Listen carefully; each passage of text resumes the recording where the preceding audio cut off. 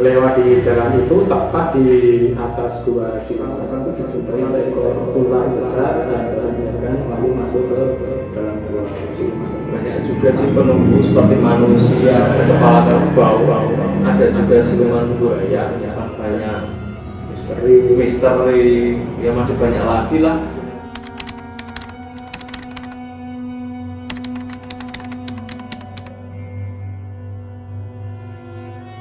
Ya, masih bersama kami dengan saya Mr. Gepeng dan Mr. Boyan ya, di channel Mr. Ngeri.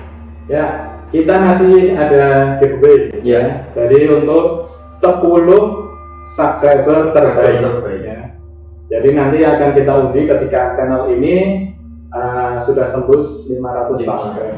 Jadi bagi yang terpilih itu akan mendapatkan merchandise berupa kaos dari Mr. Ngeri yang akan langsung kita kirim ke alamat pemenang. Jadi tolong subscribe Mr. Ngeri ya, subscribe, bagikan ke teman-teman Anda semua ya, biar kita cepat mendapatkan 500 subscriber. Oke, masih membahas misteri seputaran kota Yogyakarta. Kali ini tidak jauh dari kota gede, karena kemarin kita membahas tentang rumah pocong ya, Sumi ya, rumah pocong Sumi itu yang berada di daerah kota gede. Nah, ini tidak jauh dari kota gede, yaitu daerah Wonocatur. Itu ada bangunan bersejarah yang kental dengan nuansa mistis juga. Apa itu? Pesanggrahan. Langsung saja ceritanya ya, kita saksikan di channel ini.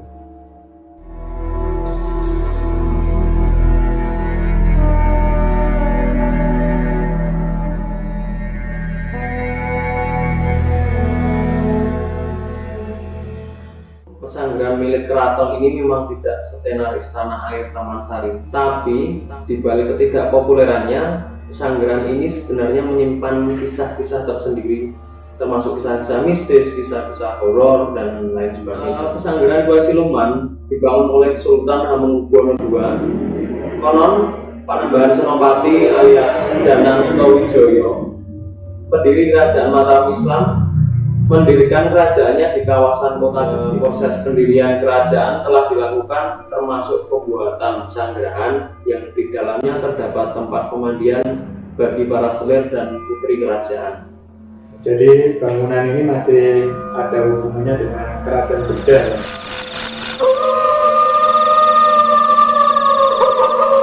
Pada saat proses pembangunan pesanggrahan belum selesai, Raja mendapat wangsit yang mengharuskan kerajaannya dipindahkan ke daerah Pleret di daerah Bantul, selatan timur. Pesanggrahan di Wonocatur ini belum pernah digunakan satu kali pun. Sejak saat itu, tempat ini dijadikan sebagai tempat bersemedi keluarga keraton.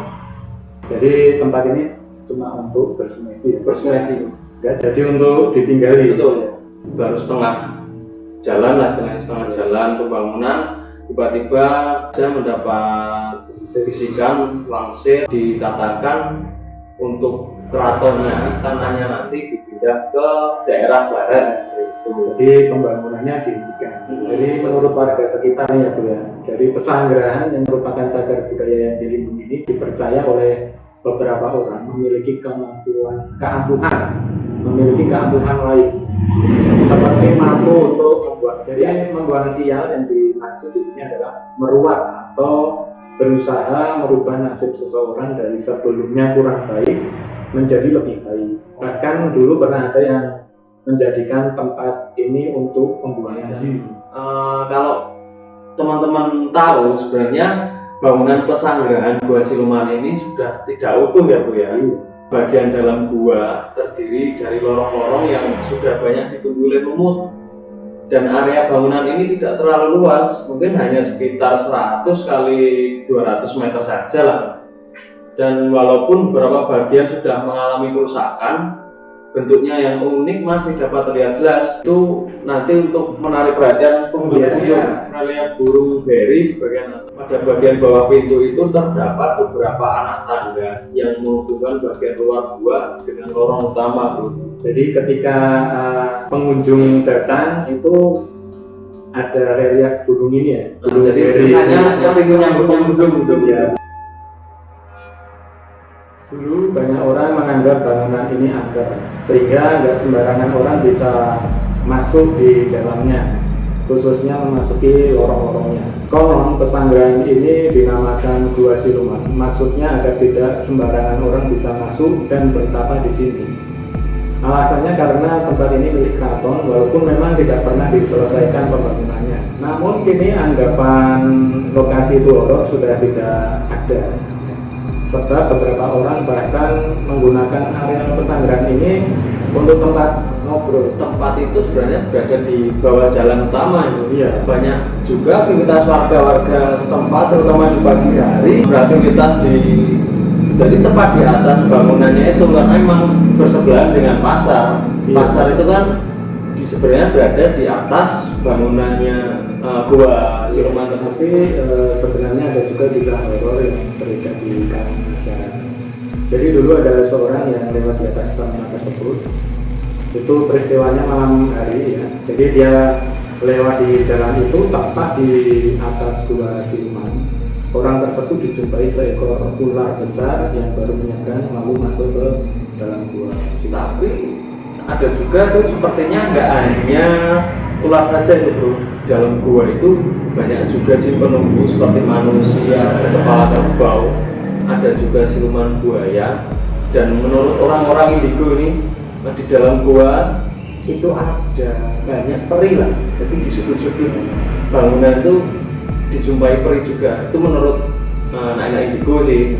Karena memang bangunan itu tempat pemandian selir. Tapi dulu waktu saya kecil juga pernah ada cerita dari orang tua ya. Jadi kalau kita masuk di dalam gua tersebut itu katanya nggak bisa keluar.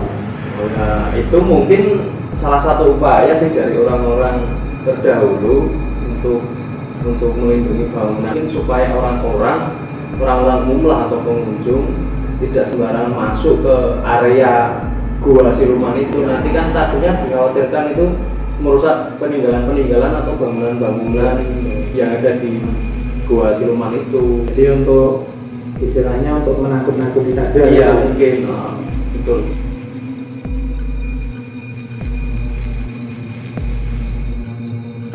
Teman-teman boleh percaya atau tidak, kembali lagi ke diri kita masing-masing. Yang jelas dunia lain itu memang ada dan berdampingan dengan kita. Kalau teman-teman semua penasaran dengan suasana dan sensasi Gua Siluman, silahkan buktikan sendiri, datang langsung ke lokasinya di Wonocatur, Yogyakarta ya. Oke, mungkin sekian dulu pembahasan atau cerita tentang Gua Siluman. Jangan lupa selalu ikuti cerita misteri selanjutnya dari kami. Seperti biasa, subscribe, like, and share. Salam misteri.